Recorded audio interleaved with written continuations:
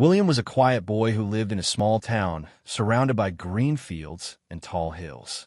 He loved reading books and watching the stars at night. But there was one thing missing in his life. He didn't have any close friends. He was friendly to everyone, polite and respectful, but he never really opened his heart to anyone. He believed that people came and went, but books always stayed. So he spent most of his time alone, reading under trees or walking along the river with only his thoughts for company. In the same town lived a group of boys who were always together: Jake, Ethan, and Noah. They were different from William. They laughed loudly, played baseball every evening, helped each other with homework, and shared snacks during lunch. They often saw William alone and wondered why he never joined them.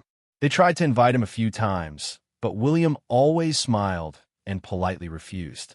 One day, something unexpected happened. Heavy rains hit the town. It poured for 3 days without stopping. The river near the town overflowed, and the roads turned to mud. Many houses were damaged, and people had to move to safer places. The local high school turned into a shelter for families. William's house was near the river. On the second day of the rain, water started entering his home. He and his parents had to leave quickly. They didn't know where to go.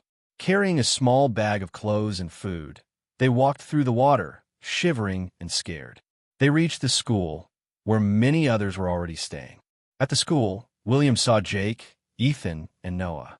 They were helping the younger kids find blankets and food. When they saw William and his parents, they quickly came over. "Come with us," said Ethan.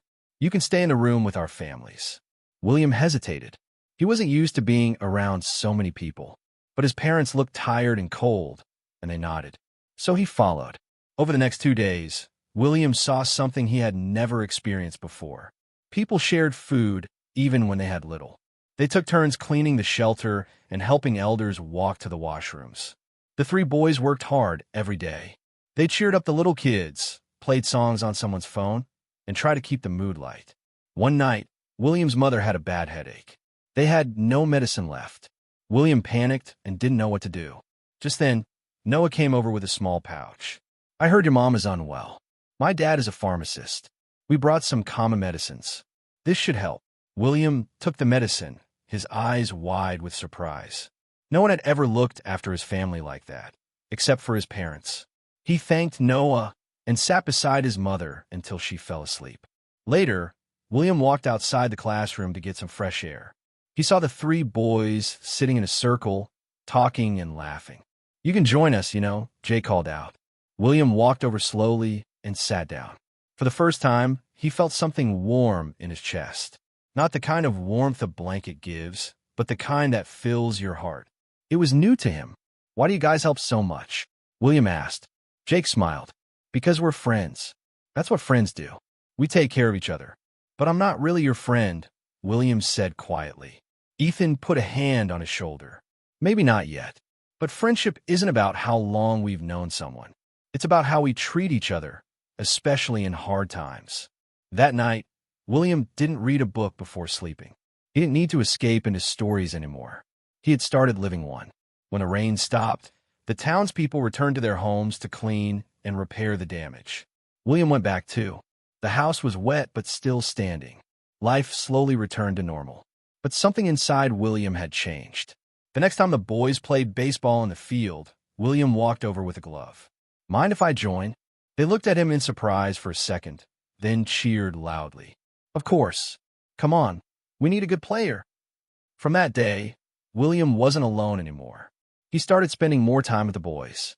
They helped each other with studies, played games, and sometimes even sat under trees reading William's favorite books.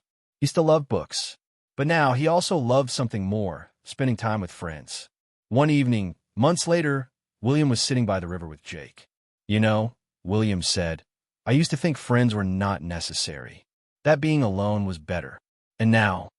Jake asked. "Now I know I was wrong. Friends don't just make you laugh. They help you grow. They stand by you when things go wrong. They remind you that you are never truly alone." Jake nodded. Friendship is not about having someone to talk to. It's about having someone who listens, who cares, and who stays. William smiled. "I'm lucky I found you all." "No, William," Jake said. "We're lucky we found you. Friends are not just people you talk to. They're the ones who stand by you when life is hard, who lift you up when you feel low, and who remind you of your strength. True friendship can change your life in ways you never expect.